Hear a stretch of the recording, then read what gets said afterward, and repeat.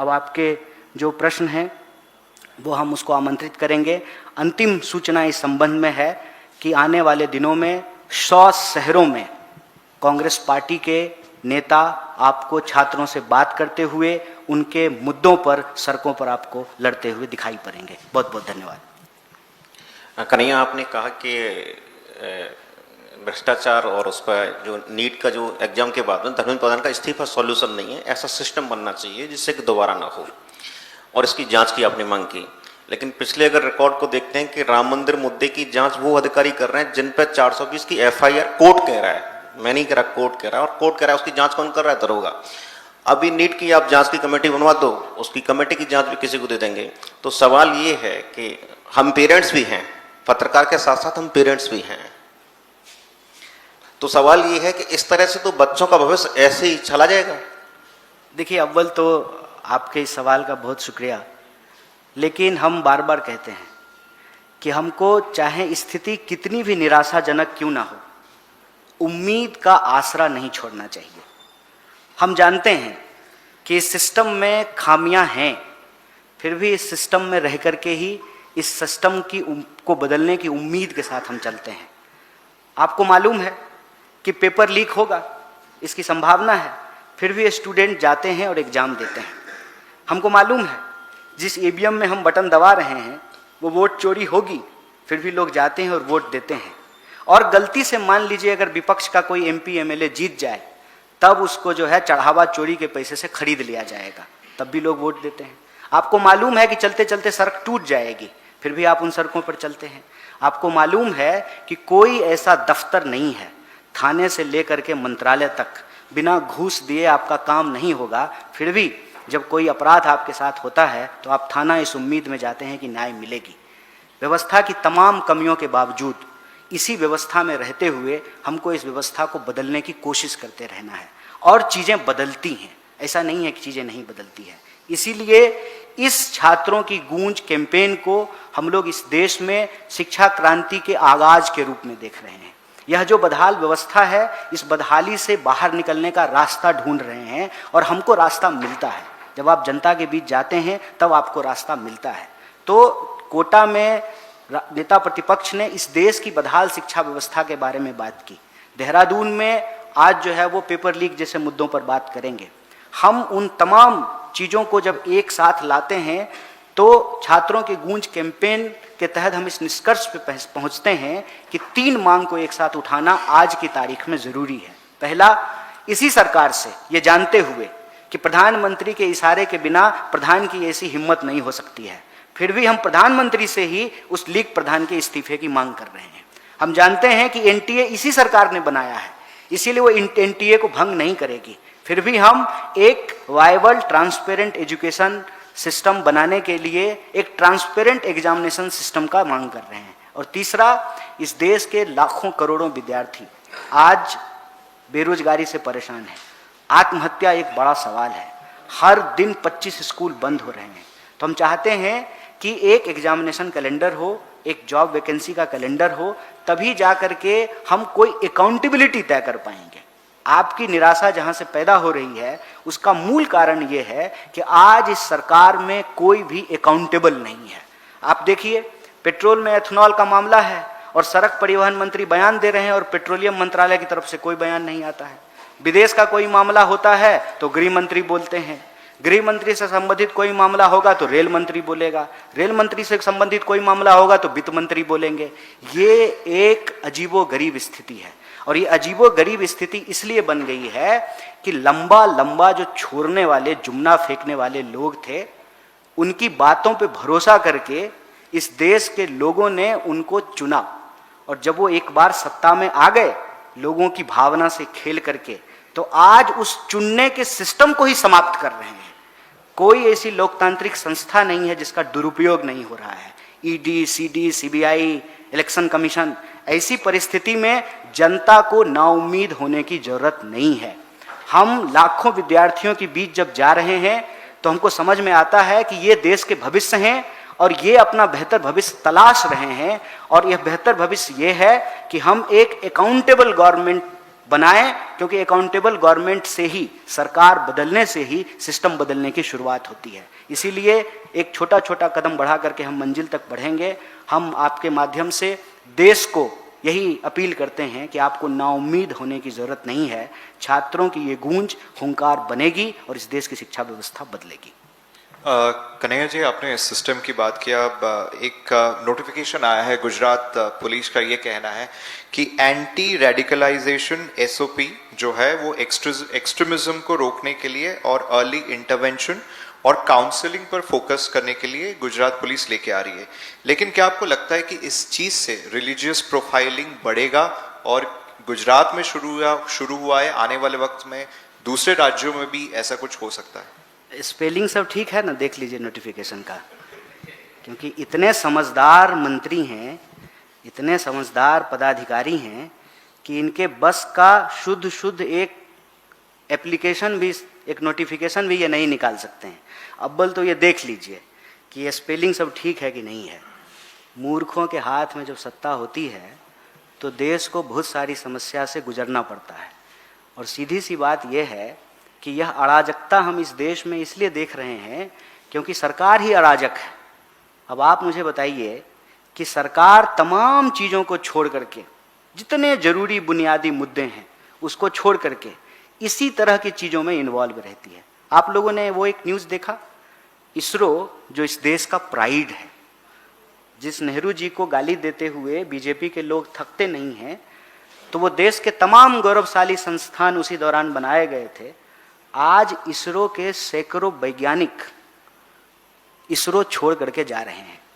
देश जब सुरक्षित हाथ में है तो वैज्ञानिक छोड़ करके क्यों जा रहे हैं? देश सुरक्षित हाथ में नहीं है, लुटेरों के हाथ में है। और जो कहते थे कि मैं भी चौकीदार, वही बने मोदी का परिवार और वही लोग हैं इस लूट के हिस्सेदार। इसीलिए जनता इन सवालों पर सवाल नहीं पूछे तो यह सरकार हमेशा डिफ्लेक्शन करते रहती है। अंग्रेजों से ये अंग्रेजी भले नहीं सीखे हों, लेकिन अंग्रेजों की चालाकी जरूर सीखे हैं। अंग्रेज करते थे डिवाइड एंड रूल, ये करते हैं डाइवर्ट एंड रूल। नया नया डाइवर्जनरी चीजें ये लाते रहते हैं। देखिए, आपको मैं कुछ चीजें गिनाता हूं जो सरकार लेकर के आई खूब धूमधाम से। जैसे इन्होंने कहा कि नोटबंदी करेंगे, 2000 का नोट चलाएंगे, भ्रष्टाचार बंद हो जाएगा। पता चला सबसे ज्यादा माल इन लोगों ने ही कमा लिया उस भ्रष्टाचार से, नोटबंदी के भ्रष्टाचार से। इन्होंने कहा कि 1 नेशन 1 टैक्स होना चाहिए, और जो है ये जीएसटी लेकर के आए, 36 बार से ज्यादा उसमें संशोधन कर चुके हैं। उसके बाद जो है ये रोड पे एक्सीडेंट नहीं हो तो ड्राइवरों के लिए एक कानून लेकर के आए, देश में हड़ताल हुआ, उस कानून को वापस ले लिया। आपको याद होगा ये सीए लेकर के आए थे, एनआरसी करने का वादा कर रहे थे, एनआरसी इनसे हुआ नहीं तो ज्ञानेश गुप्ता को उस काम पे लगा दिया है। मतदाता सूची से करोड़ों लोगों के नाम काट दिए गए। 150 गैर कानूनी लोगों को पकड़ने के लिए 1.5 करोड़ लोगों को परेशान किया गया, लाखों लोगों के नाम काटे गए। और आज कहा जा रहा है कि सरकारी योजना से, सरकारी स्कीम से भी उनको बाहर कर दिया जाएगा। मतलब करोड़ों लोगों की नागरिकता इस देश में छीन ली गई। जहां तहां देखिए, चुन करके आते हैं वोट से और राज करने लगते हैं बुलडोजर पर, और बुलडोजर लेकर के किसी के घर में घुस जाते हैं, मंदिर मस्जिद। और ये मत कहिएगा कि ये सिर्फ मस्जिद तोड़ते हैं, मस्जिद तो तोड़ते हैं, उसको प्रचारित करते हैं, लेकिन चुपचाप ये मंदिर भी तोड़ते हैं। सैकड़ों मंदिर बनारस में तोड़े गए, सैकड़ों मंदिर जयपुर में तोड़े गए, और ऑन रिकॉर्ड बोल रहे हैं ये। तो इनका एक ही काम है, ध्यान भटकाओ। वो जो जादूगर रेलवे स्टेशन पे हाथ की सफाई दिखाता है, ये देश की सफाई कर रहे हैं। ध्यान भटकाते हैं, ध्यान भटकाओ योजना, और इस देश को दोनों हाथ से लूटते हैं। कोई भी व्यवस्था आप उठा करके देख लीजिए, 1 रुपए में अपने दोस्तों को जमीन दे करके ये आदिवासियों की जमीन चुरा रहे हैं। करोड़ों मतदाताओं का फर्जी तरीके से नाम काट करके ये वोट चोरी कर रहे हैं। पेट्रोल में एथेनॉल मिला करके ये पेट्रोल चोरी कर रहे हैं। पोर्ट, एयरपोर्ट, तमाम जो पब्लिक सेक्टर हैं, देश की संपत्ति इन्होंने दोस्त की संपत्ति घोषित कर दी है। और ये जो पूरा मॉडल है, प्राइवेटाइजेशन और प्रॉफिट, सोशलाइजेशन ऑफ लॉस है। जनता इस पे लामबंद नहीं हो जाए, गोलबंद नहीं हो जाए, इसीलिए ये सेंटिमेंटल इश्यूज लाते रहते हैं। रिलीजन का इस्तेमाल इन्होंने सिर्फ और सिर्फ सत्ता पाने के लिए किया है। धर्म से इनका कोई लेना देना नहीं है। धार्मिक प्रतीकों का इस्तेमाल, धार्मिक ध्रुवीकरण का इस्तेमाल, धार्मिक भावनाओं का इस्तेमाल ये सत्ता पाने के लिए करते हैं। धर्म से इनका कोई मतलब नहीं है, इनका एक ही धंधा है, चंदा लेना और इस देश की संपत्ति को अपने दोस्त को धंधा के रूप में हैंडओवर करना। इसीलिए सरकारी नोटिस है, आज ये आया है, कल कोई और आ जाएगा।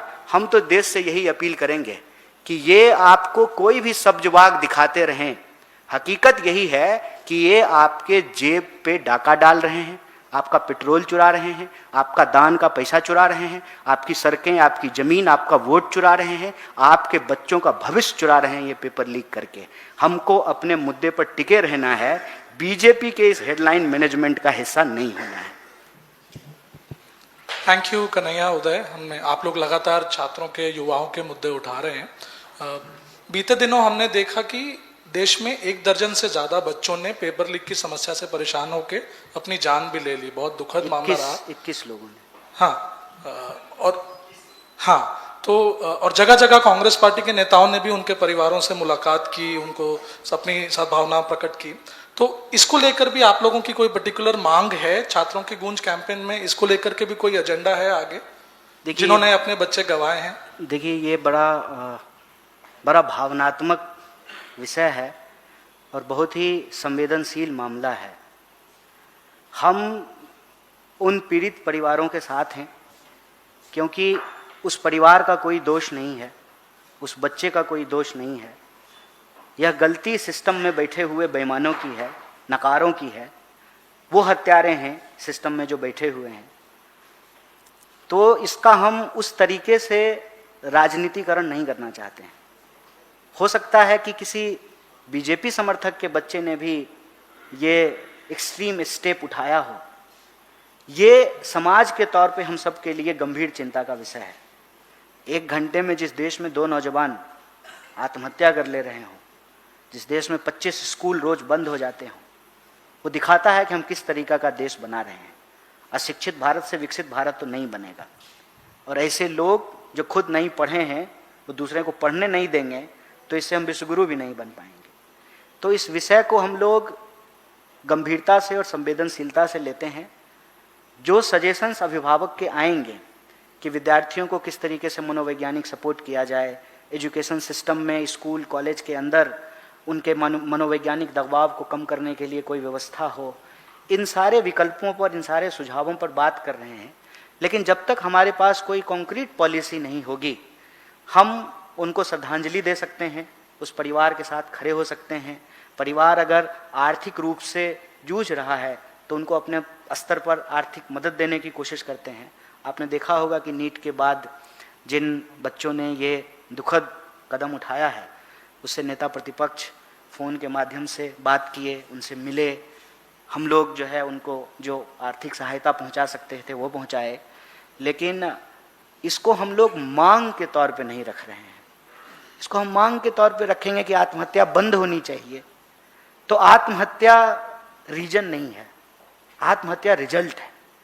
रीजन जो है, उस रीजन को दूर करने की हम लोग कोशिश कर रहे हैं। और रीजन ये है कि इस देश का एग्जामिनेशन सिस्टम आज की तारीख में सिलेक्शन के लिए नहीं, रिजेक्शन के लिए उसको बनाया जा रहा है।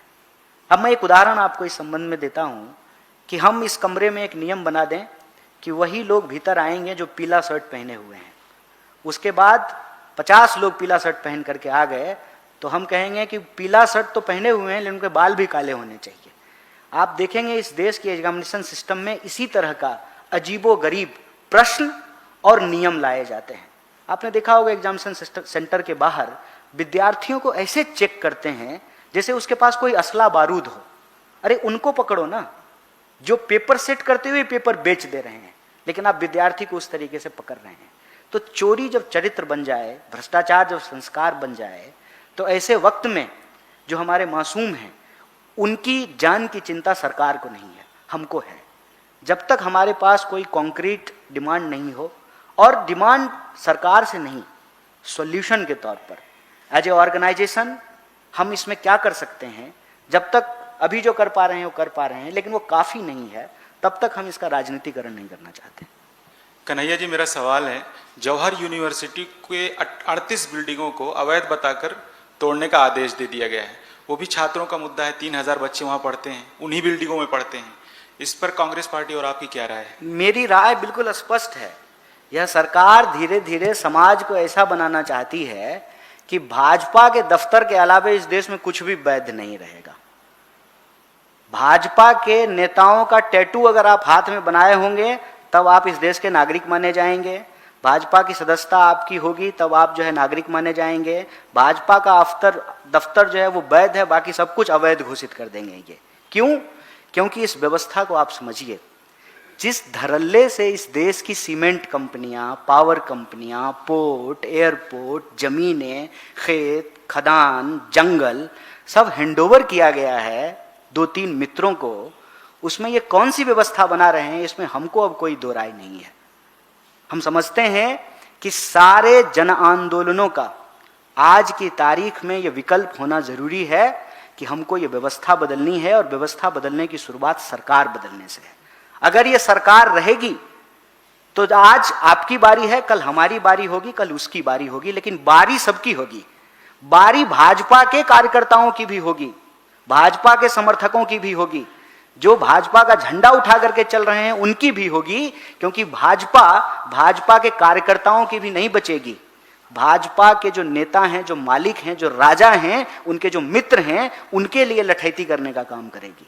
इसीलिए किसी भी एजुकेशन इंस्टीट्यूट के ऊपर बिल्डिंग चलाना, किसी भी पवित्र स्थल को, पूजा स्थल, उपासना स्थल के ऊपर बुलडोजर चलाना, किसी गरीब का बस्ती उजाड़ना, किसी का घर उजाड़ना, ये इस सरकार की नीयत है। इस सरकार की नजर में इस देश के जो आम नागरिक हैं वो बोझ हैं। इसीलिए तो बताइए, ये कितनी दुखद बात है कि एक न्यायालय में न्यायाधीश महोदय ने भी कह दिया कि एक बार वोट नहीं देंगे तो क्या होगा, एक बार वोट नहीं देंगे तो क्या होगा। लोकतंत्र की शुरुआत यहीं से होती है कि हम सबको इक्वल वोटिंग राइट मिला है। अगर हम वोट नहीं देंगे तो हमारी नागरिकता चली जाएगी, और बिना नागरिक के इस देश में हमारी क्या हैसियत होगी, हमारे क्या अधिकार होंगे। आज हम इस मुहाने पे आकर के खड़े हैं। इसीलिए हम आपके माध्यम से यह अपील करना चाहते हैं, कांग्रेस पार्टी को देश के भीतर होने वाले किसी भी अन्याय को लेकर के कोई शक या संदेह नहीं है मन में। खुले तौर पे जहां कहीं भी अन्याय होगा हम उस अन्याय के खिलाफ खड़े हैं, और आज से नहीं खड़े हैं, 1 दशक से ज्यादा हो गए हैं इन सवालों पर लड़ते हुए। आज इससे जो भी पीड़ित हैं अपने बारी का इंतजार मत कीजिए, आइए मिल करके इस सरकार को बदलने से सिस्टम बदलने की शुरुआत करते हैं। आज आपका विश्वविद्यालय तोड़ा गया है, आपका कॉलेज तोड़ा गया है, कल किसी और का कॉलेज तोड़ा जाएगा। जो ये ईडी से डराने, पुलिस से धमकाने, बुलडोजर चलाने, लोगों के अधिकार छीनने, वोट काटने, नागरिकता छीनने का परिपाटी है, ये अंततः इस देश को गुलाम बना करके छोड़ेगी। इसीलिए नागरिक अधिकारों को बचाने के लिए वोट का अधिकार बचाना, पढ़ने का अधिकार बचाना, स्वास्थ्य का अधिकार बचाना, सड़क पर सुरक्षा के साथ चलने का अधिकार बचाना, दरअसल इस देश को बचाने की सबसे बड़ी चुनौती है और सबसे बड़ा सवाल है।